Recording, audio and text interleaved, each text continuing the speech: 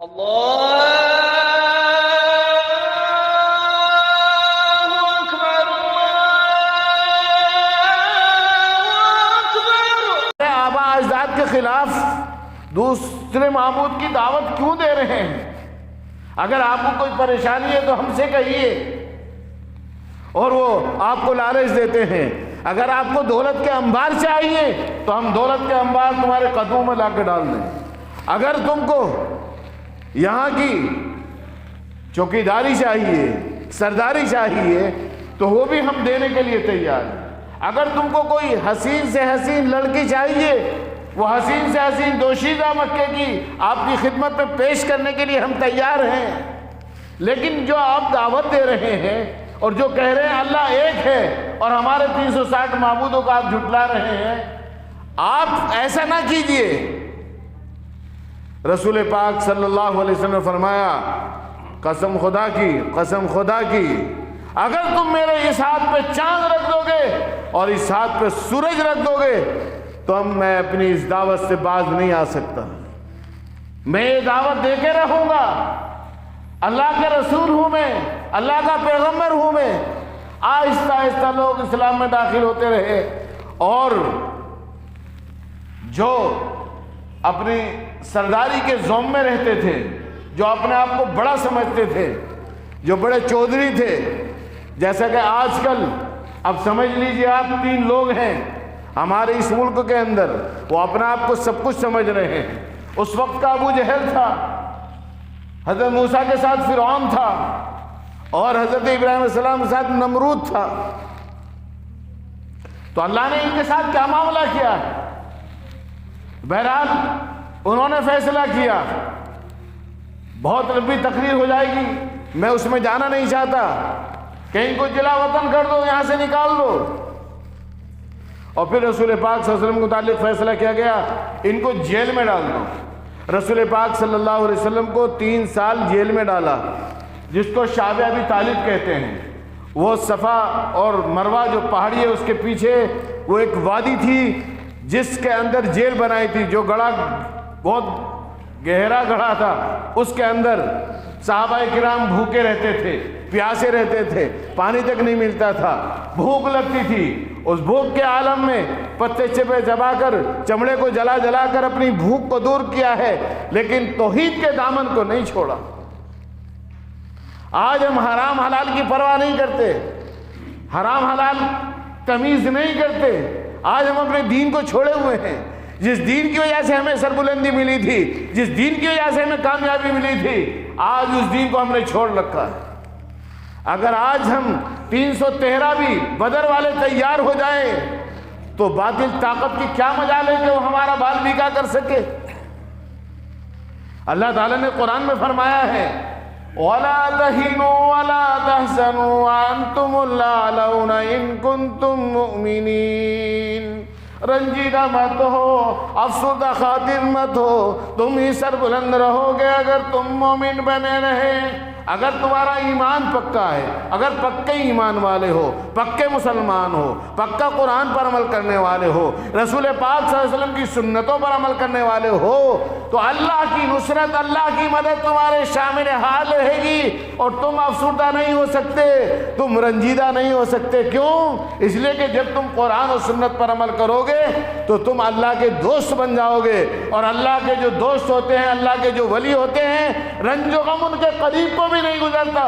کیوں؟ اللہ تعالیٰ نے قرآن میں فرمایا، الا ان اولیاء اللہ لا خوف علیہم ولا هم يحزنون الذین آمنوا وكانوا يتقون۔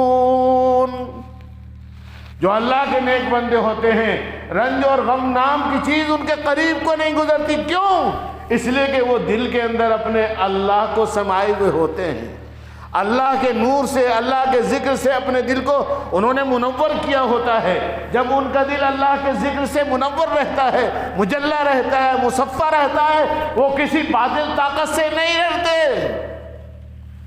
اللہ کی نصرت، اللہ کی مدد ان کے شامل حال رہتی ہے۔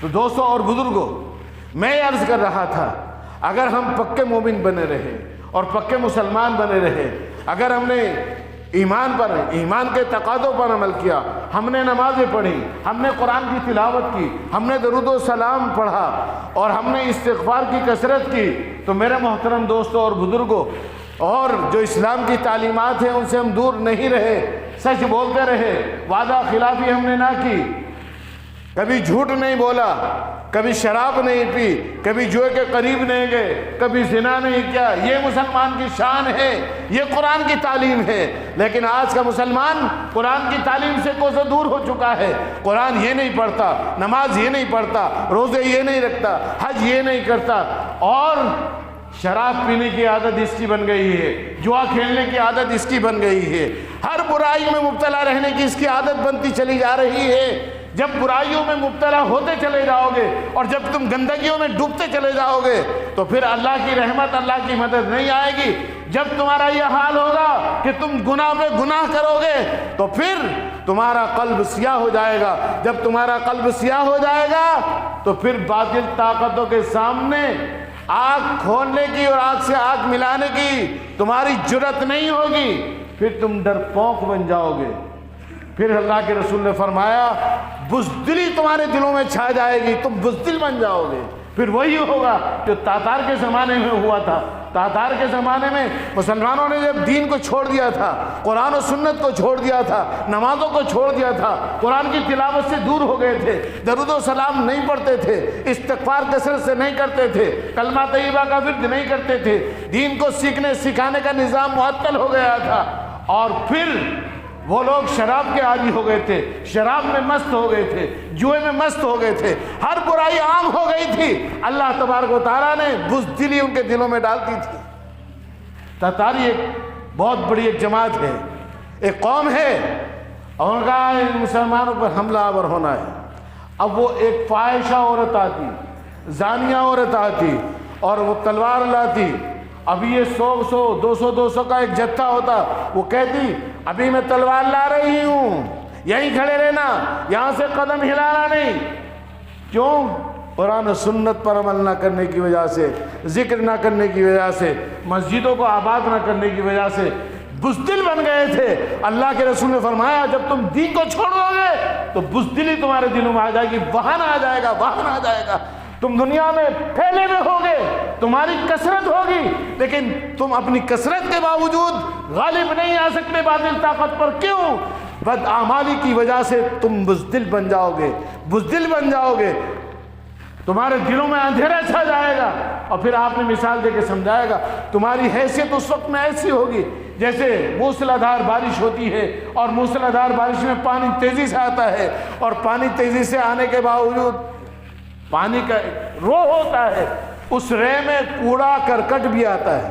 جب پانی آتا ہے، موسلادھار بارش ہوتی ہے، اس کی جو رو ہوتی ہے، اس کا جو بہاؤ ہوتا ہے وہ تیزی کے ساتھ ہوتا ہے، اس میں کوڑا کرکٹ بھی آتا ہے۔ آپ نے دیکھا ہوا کوڑا کرکٹ بہتے ہوئے آتا ہے، تو آپ نے فرمایا تمہاری حیثیت اس کوڑا کرکٹ کی سی ہوگی۔ جب پانی میں کوڑا کرکٹ ہوتا ہے، وہ پانی اسے چاہے جدھر کو لے جاتا ہے، ادھر کی موج آئی ادھر کو لے گیا، ادھر کی موج آئی ادھر کو لے گیا۔ آج باطل طاقتوں کا یہی معاملہ ہے، تم بزدل ہو گئے ہو دین کو چھوڑ کر، تم اپنے مرکز سے دور ہو گئے ہو۔ جب تم اپنے مرکز سے دور ہو جاؤ گے تو تمہاری حیثیت ایسی ہوگی، تمہاری کثرت ہوگی، بہت تعداد میں ہوگے، لیکن بزدلی چھا جائے گی قرآن و سنت کو چھوڑنے کی وجہ سے۔ آج یہی سب کچھ ہو رہا ہے۔ تو ایک عورت آتی، وہ کہتی آ کر میں آ رہی ہوں اور میں آ کر ابھی تلوار لا کر تمہارا خاتمہ کروں گی۔ وہ عورت آتی اور آنے کے بعد میں ان سب کی گردن صاف کر دیتی، سب کی گردن اڑا دیتی۔ کیوں؟ قرآن و سنت سے دور ہو گئے تھے۔ آج اگر ہم نہیں مانے، آج اگر ہم نے بیداری اختیار نہیں کی، آج اگر ہم نے توبہ نہیں کی، آج اگر اللہ کو راضی نہیں کیا، آج اگر ہم نے رسول پاک صلی اللہ علیہ وسلم کی سنتوں پر عمل نہیں کیا، تو میرے محترم دوستوں اور بزرگوں وہی ہوگا جو پہلے ہوا ہے۔ کیا ہوا ہے؟ اللہ نے سب کچھ قرآن میں فرما دیا ہے، ہمیں سمجھنے کی ضرورت ہے۔ رسول پاک صلی اللہ علیہ وسلم نے کوئی پہلو چھوڑا نہیں ہے کہ جب تم بدعمل بن جاؤ گے تو اللہ تعالیٰ ظالم بادشاہ کو تمہارے اوپر مسلط کر دے گا، اور اس وقت تمہارے نیک لوگ دعائیں مانگیں گے تو تمہارے نیک لوگوں کی دعائیں بھی قبول نہیں کی جائیں گی۔ اللہ تعالیٰ ابھی دعائیں قبول فرمایا، ایسا وقت نہ آ جائے مبادا کہ ہماری دعائیں بھی قبول نہ کی جائیں۔ تو میرے محترم دوستوں اور بزرگوں، ضرورت اس بات کی ہے کہ تم اپنی مسجدوں کو آباد کرو، نماز پڑھنے والے تو بن جاؤ، نماز سیکھنے والے تو بن جاؤ۔ اگر ایسا نہیں کرو گے تو پھر ایسا ہوگا، اور اگر اللہ کو راضی کرو تو وہ اللہ اتنی قوت والا ہے، وہ اتنی قوت والا ہے کہ جب حضرت ابراہیم علیہ السلام کو ان کی قوم نے نکالا، جلا وطن کر دیا، اور پھر اس نمرود نے کہا آگ میں ڈال دو، حضرت ابراہیم علیہ السلام کو آگ میں ڈال دیا، میرے رب نے فرمایا قُلْنَا يَا نَارُ كُونِي بَرْدًا وَسَلَامًا عَلَىٰ إِبْرَاهِيمَ۔ باطل طاقتوں نے پورا زور لگا لیا کہ ان کو جلا دیں گے، ان کو مار دیں گے۔ میرے رب کی نصرت آئی، میرے رب کی نصرت آئی، شامل حال ہوئی، اور اس آگ کو اللہ تعالیٰ نے سلامتی کے ساتھ ٹھنڈا فرما دیا۔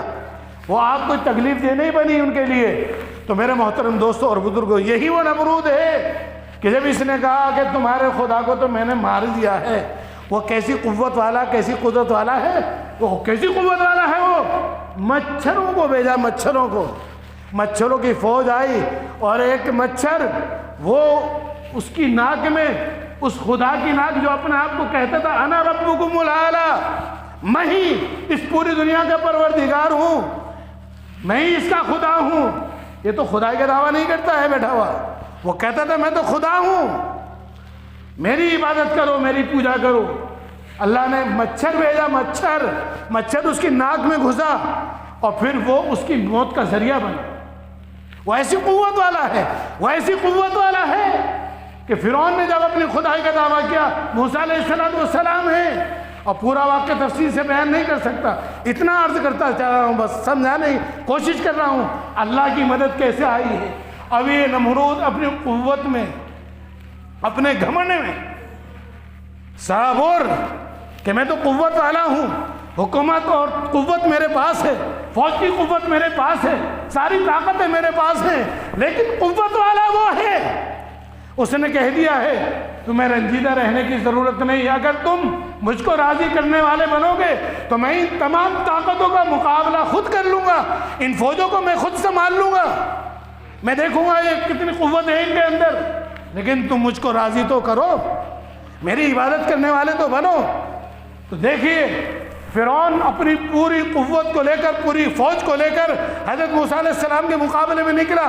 حضرت موسیٰ علیہ السلام اپنی قوم کو لے کر سمندر کے کنارے پہ کھڑے ہو گئے۔ اب وہ قوم کہہ رہی ہے اے موسیٰ تم نے ہم کو ادھر کا بھی نہ چھوڑا اور ادھر کا بھی نہ چھوڑا، آگے پانی ہے اور پیچھے فرعون ہے، اب ہم کہاں جائیں، کدھر جائیں؟ تم کہتے تھے اللہ کی مدد آئے گی، اللہ کی نصرت آئے گی، کہاں ہے وہ اللہ کی مدد، اللہ کی نصرت؟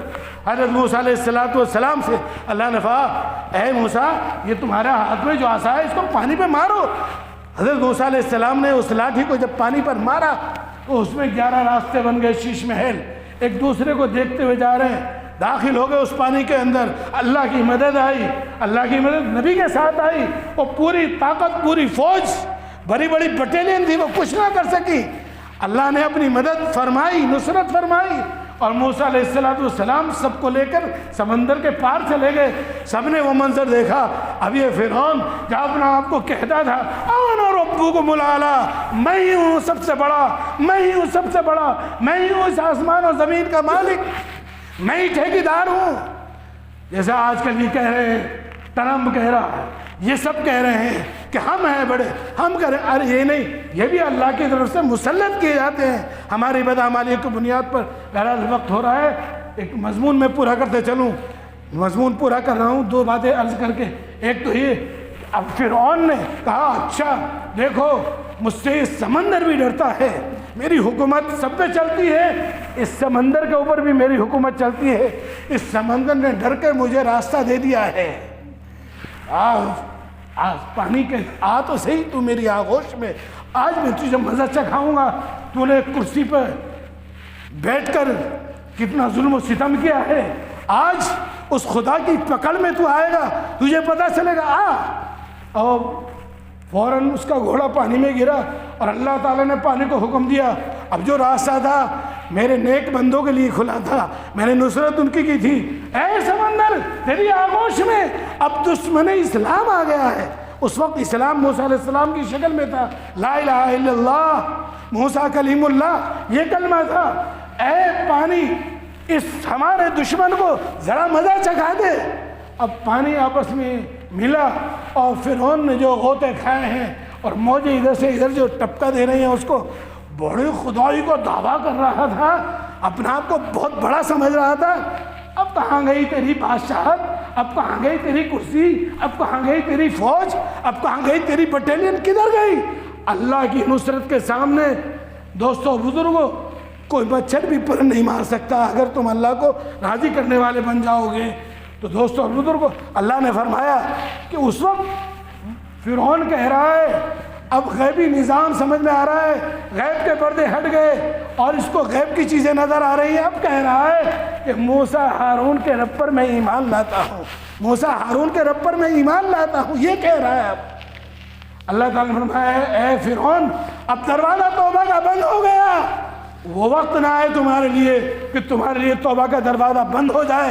ابھی تو مسجدوں کے دروازے کھلے ہوئے ہیں، ابھی ہاتھ پھیلا کر اللہ کے سامنے دعا کر سکتے ہو، گڑ گڑا سکتے ہو، رو سکتے ہو، اللہ کو راضی کر سکتے ہو، اللہ کو راضی کر لو۔ اے مومنو تمہاری شان یہ نہیں ہے تم گناہوں میں زندگی گزارو، اللہ کو ناراض کر کے زندگی گزارو۔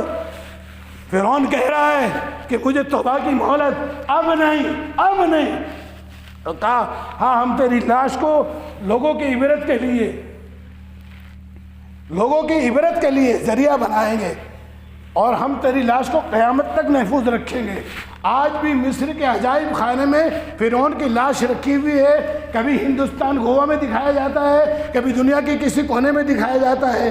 جب اللہ نے وعدہ فرمایا ہے ہم تیری لاش کو بھی محفوظ کریں گے، تو آج اس کی لاش بھی محفوظ ہے، ہم اسے دیکھ کر عبرت حاصل کر سکتے ہیں۔ یہ تو رہا ہی ہے۔ ادھر جب اللہ کو راضی کیا جاتا ہے تو حضرت سعد بن وقاص سمندر کے کنارے کھڑے ہیں اور سمندر کے کنارے کھڑے ہو کر کہتے ہیں اے محمد مصطفیٰ کے غلاموں اپنے گھوڑوں کو پانی کے اوپر ڈال دو۔ موسیٰ علیہ السلام کے لیے راستے کھولے گئے تھے اور ادھر محمد مصطفیٰ کے غلاموں کے لیے پانی پر چلنے کا حکم دے رہے ہیں امیر المومنین سعد بن وقاص۔ ادھر ایران کا لشکر ہے، آج تمہیں مقابلہ کرنا ہے اور وہ ابدی زندگی، وہ جنت جہاں نعمتیں ہوں گی، ما لا عین رأت ولا اذن سمعت ولا خطر علی قلب بشر، وہ نعمتیں جن کو تمہاری آنکھوں نے دیکھا نہیں، تمہارے کانوں نے سنا نہیں اور تمہارے دلوں پر وہم و گمان تک نہیں اترا، وہ جنت تمہارا انتظار کر رہی ہے۔ اے محمد مصطفیٰ کے غلاموں اپنے اپنے گھوڑوں کو ڈال دو۔ یہ سنتے ہی اپنے اپنے گھوڑوں کو صحابہ کرام نے پانی کو اوپر ڈال دیا۔ اللہ تبارک و تعالیٰ نے پانی سے نصرت فرمائی، ایک گھوڑا نہیں ڈوبا، ایک کا سامان ضائع نہیں ہوا، ایک کا لوٹا گرا تھا تو کہا اے سمندر کل قیامت کے میدان میں یہ لوٹا واپس لے لوں گا۔ ان کے کنارے پر پہنچنے سے پہلے موج کی، سمندر کی اس موج نے اس لوٹے کو اور اس سامان کو بھی واپس کر دیا تھا۔ تو میرے محترم دوستوں اور بزرگوں، اللہ کی مدد جب آئے گی جب ہم اللہ کو راضی کریں گے۔ افسوس افسوس وائے ناکامی، متاع کارواں جاتا رہا، کارواں کے دل سے احساس ضیاع جاتا رہا۔ اسلام تیرے چاہنے والے نہ رہے، جن کا تو چاند تھا، افسوس وہ حال نہ رہے۔ اللہ مجھے اور آپ کو عمل کرنے کی توفیق عطا فرمائے۔